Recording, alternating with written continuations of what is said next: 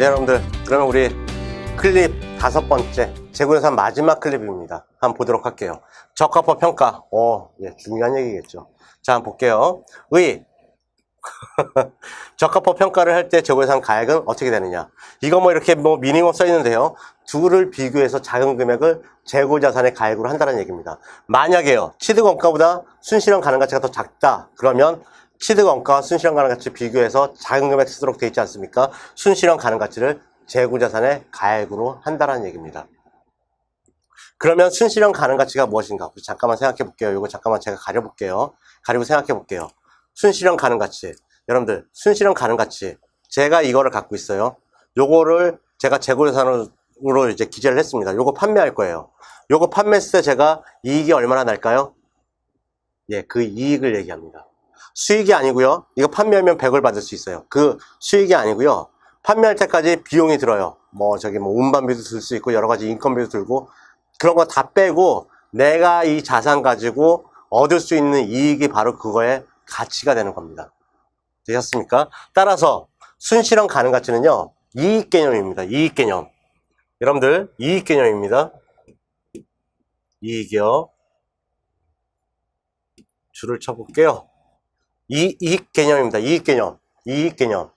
수익 개념이 아니고요. 이익 개념이에요. 즉, 예상 판매 가격에서요. 판매될 때까지 들어가는 비용을 다 빼주는 겁니다. 그렇게 됐을 때 드디어 이익이 발생할 수 있고요. 걔를 우리가 순실현 가능가치라고 얘기를 하는 겁니다. 됐어요? 이 개념 꼭 이해해 주세요. 수익이 아니다, 이익이다.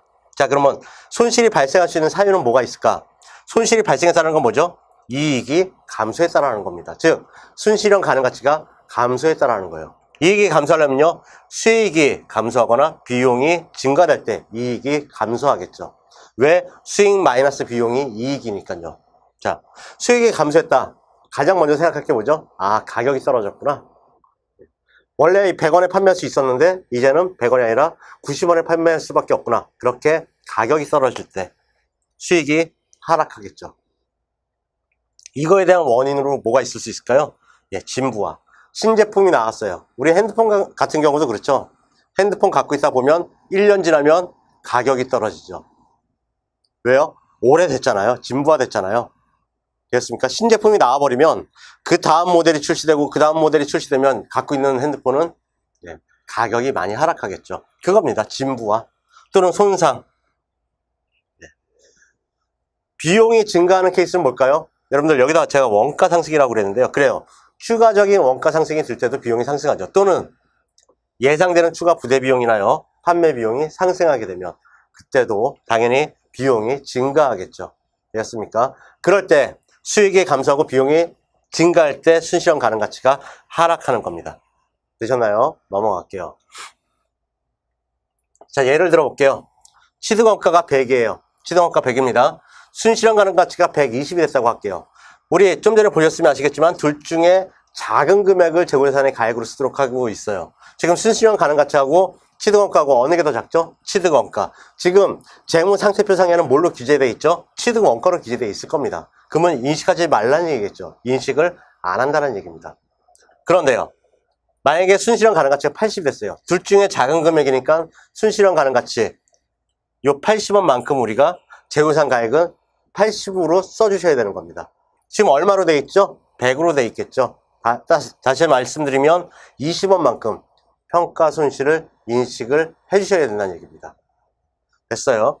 여기까지 말씀드리면 여러분들 뭔가 궁금해 하셔야 돼요. 뭐죠? 아, 지금 순실현 가능가치가 올라갈 때는 인식하지 않고 내려갈 때만 인식했구나. 둘 중에 물론 작은 금액이라고 했으니까 그 식 자체에 보시면 뭔가 오류가 있다는 생각이 드시죠. 왜? 일관성이 없잖아요. 왜 떨어질 때만 인식합니까? 올라갈 때 왜 인식 안 해요? 네, 일관성이 없잖아요. 그게 저가법의 가장 큰 문제점입니다. 일관성이 없어요. 떨어질 때만 인식하다 보니까요, 일관성이 없는 겁니다. 되셨나요? 네, 요거 알고 넘어가시고요. 자, 요거까지만 우리 볼게요. 다음 연도 98, 그 다음 연도 102, 뭐 이렇게 변동했다고 볼게요. 다음 연도. 자, 다음 연도 98 됐어요. 그러면 우리 80에서 98, 요거는 인식하죠. 어떻게 해요? 네, 평가 손실 환입이라고 해서 환입을 인식을 합니다. 다음 연도 100이 인식하나요? 네, 100까지만 인식하겠죠. 이만큼은 인식 안 하겠죠. 원래 취득원가를 넘어서는 부분은 인식하지 않는다고요. 이게 기준점입니다, 여러분들. 기준이 이렇게 있는 거예요. 요거를 넘어서는 거는요, 인식을 하지 않고요. 밑으로 돼 있는 것만 인식을 한다는 얘기입니다. 이해했습니까? 자, 저가법의 적용, 요거 잠깐만 체크해 주세요. 이론 문제가, 혹시나 이론 문제가 저가법에서 나오면 얘가 나올 가능성이 되게 높습니다. 볼게요. 원칙은요, 각 항목별로 적용을 하는 겁니다. 재고자산 A 항목, B 항목, C 항목, 이렇게 항목별로 적용을 하는 게 원칙입니다. 다만, A와 B가 유사해요. A부터 Z까지 있는데요. A와 B가 유사해요. 그러면 묶어서 하는 거는 가능합니다. 서로 유사하다면, 또는 관련이 있다면, 그러면 통합해서 조별로, 그걸 이제 그 하나의 조라고 얘기하거든요. 조별로 적합법 평가가 가능하다. 딱 요거까지만 듣고 우리 뭘 예측할 수 있죠? 아, 그러면 다 똑같은 거 아니야? 다 우리 회사에서 파는 건데, 다 묶어서 하면 안 되지 않냐? 되지 않냐? 예, 안 됩니다, 여러분들. 그게 출제될 거야, 아마. 자, 보세요. 모든 재고자산 가액을 총액으로 적합법 평가를 할 수는 없다. 그러니까 모든 재고자산을 총액법으로 전체를 묶어서 적합법 평가할 수는 없습니다. 되었습니까? 예. 2번, 3번 각각 비교해서 알아두십시오. 하나는 가능하다. 어떤 거요? 서로 유사하게 돼 있는 항목별들 묶어가지고 평가하는 건 가능하고, 그 다음에요. 세 번째, 모든 재고자산을 총액으로 평가하는 거는 가능하지 않다. 예, 여기까지 알아주시고요. 넘어갈게요. 자, 순실현 가능가치의 추정. 이것도 중요한 내용이고요. 볼게요. 우리 첫 번째, 요건 먼저 본 얘기입니다. 우리 보세요. 수익에서 비용 차감한 게 순실현 가능가치다. 일반적인 케이스고요. 두 번째, 제조를 위해 사용하고 있는 원재료나 기타 소모품. 예, 이거는 현행 대체 원가를 쓰도록 되어 있습니다. 이렇게 말씀드리면 정확한 표현은 아닌데요.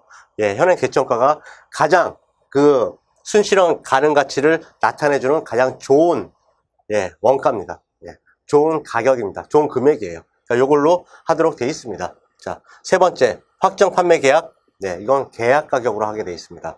우리 다 읽어보고요. 확정 판매 계약 제가 따로 설명 한번 드려볼게요. 자, 첫 번째, 요거 별표 쳐주십시오.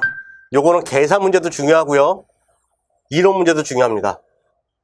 지금 원재료 같은 경우는 현행 대체원가를 사용하라고 그랬잖아요.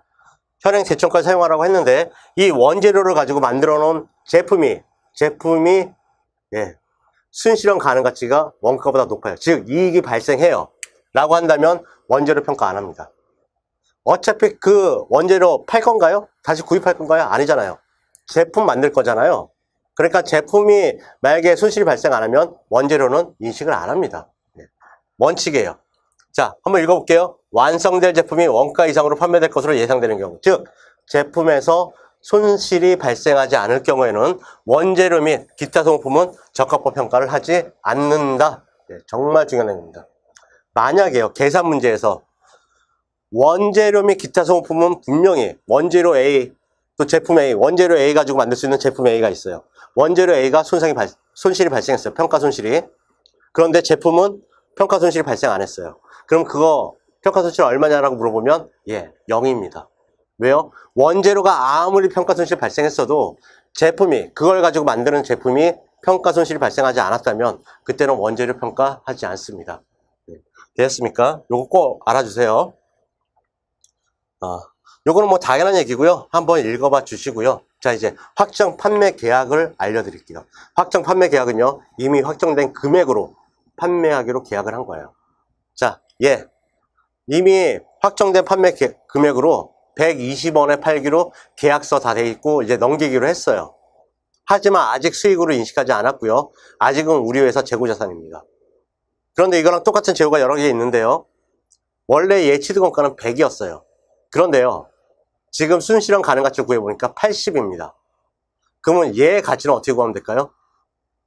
이런 거 다 무시하시고요. 이거 얼마에 판매될 거라고요? 120에. 이해했습니까? 이거 얼마에 판매될 거라고요? 120에. 그럼 걔가 가치겠죠. 그게 바로 계약 가격입니다. 그게 바로 계약 가격입니다. 그 계약 가격을 기준으로 해서요, 순실현 가능 가치를 따지는 겁니다. 되었습니까? 예, 넘어갈게요. 자, 재고예산 평가손실 환입. 요것도 한번 읽어볼게요. 왜 요것들을 써놨냐면요. 회계 처리를 물어보기는 좀 그렇지만 요거는 이론 문제 나올 수가 있어요. 기업은 매 후속 기간에 재고자산의 순실현 가치를 재평가한다. 왜 평가할까요? 예, 추가적으로 손실이 발생할 수도 있고요. 또는 그게 환입이 될 수도 있습니다. 아까 제가 말씀드렸는데 환입은 어떻게 한다고요? 원래 그 취득원가까지만 한다고요. 자, 요게 이렇게 써 있죠. 재평가 시 재고예산의 순실현 가능 가치가 상승한 경우에는 최초의 장부 금액을 초과하지 않는 범위 내에서 평가 손실을 환입하는 겁니다. 됐고요. 재고예산 적합법 회계 처리 평가 손실로 잡고요. 충당금을 잡습니다. 이 충당금은요, 재고자산에서 차감하는 형식으로 표현이 되도록 되어 있습니다. 환입이 발생하면요, 충당금을 없애고요. 그 다음에 뭐요? 환입이라고 이익을 잡아주면 되는 겁니다. 되셨고요. 감모손실. 감모손실은 뭐죠? 재고자산 실제 수량보다 수량이 적은 거예요. 보통은 도난이라든가 또는 없어져 버린 거죠. 재고자산의 실제 재고 수량이 장부 수량보다 적은 경우에 그 차이 금액을 우리가 감모라고 얘기한다. 자, 우리 감모와 평가의 차이점 볼까요? 평가는요, 금액이 달라진 거고요. 감모는요, 수량이 달라진 겁니다.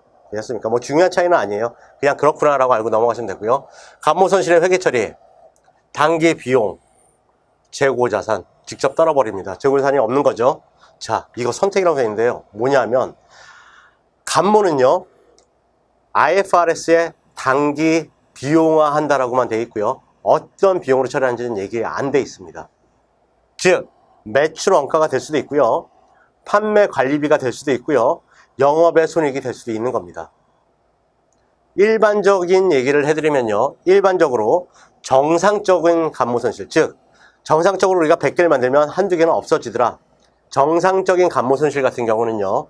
매출원가에 포함을 하고요. 왜냐하면 나머지 99개, 98개를 만들기 위해서 꼭 하나씩은 더 만들어야 됐기 때문에 그거는 기존의 99개, 98개의 원가에 포함되는 게 맞다라는 게 정상 감모손실의 의미입니다. 따라서 그거는 매출원가에 표현되기도 하고요. 또는 그냥 그 비정상 감모라고 우리가 분명히 98개, 99개 있어야 되는데 90개밖에 없어요. 나머지 그 비정상적인 감모, 정상적이지 않은 감모는요. 보통은 영업의 비용, 감모손실, 재고예산 감모손실로 인식을 하도록 되어 있습니다. 그거는요. 계산 문제 나오거나 회계처리 문제 나오면 여러분들 문제 주어질 겁니다. 어떻게 처리할 거다. 매출원가로 처리할 거다. 또는 영업이 손익으로 처리할 거다. 영업의 비용으로 처리할 거다. 이렇게 주어질 겁니다. 그거에 따라서 사용하시면 되고요. 예, 요거는 중요하죠. 발생한 기간에 비용으로 인식한다. 예. 뭐 자산하고는 관련이 없잖아요. 자산이라는 게 뭐죠? 자산으로 잡았다가 추후에 비용화시킨다. 그렇게 뭐 그런 것들이잖아요. 하지만 얘는 바로 단기에 비용으로 인식해 버린다는 얘기입니다. 선택사항이라는 거 지금 좀 전에 말씀드렸고요. 매출원가로 갈지 어디로 갈지 모른다는 얘기입니다. 문제에서 주어진 대로 풀이를 하시면 되는 겁니다. 자, 네, 우리 재고예산 배웠는데요. 되게 간단한 내용이고요. 여러분들 재고예산 앞부분에 있기 때문에 모든 분들이 다 잘할 수가 있어요. 여러분들 그런 말 있잖아요. 시작은 반이다. 제가 이때까지 사실 되게 나이가 많습니다. 여러분들 다 저보다 나이가 연배가 낮으실 것 같아서 말씀드리는데요. 제가 살다 보니까 시작은 반이 아닙니다. 완성이 돼야 그 일이 끝나는 겁니다. 시작을 했다고 해서요. 그 일이 완성되지 않으면요. 그거는 시작의 의미가 없어지는 겁니다. 자, 우리 시작하고 여기까지 달려왔는데요. 우리 완성하고 끝내자고요. 자, 화이팅 하시고요. 우리 그 다음 챕터 유형자산에서 뵙도록 하겠습니다. 자, 수고하셨습니다.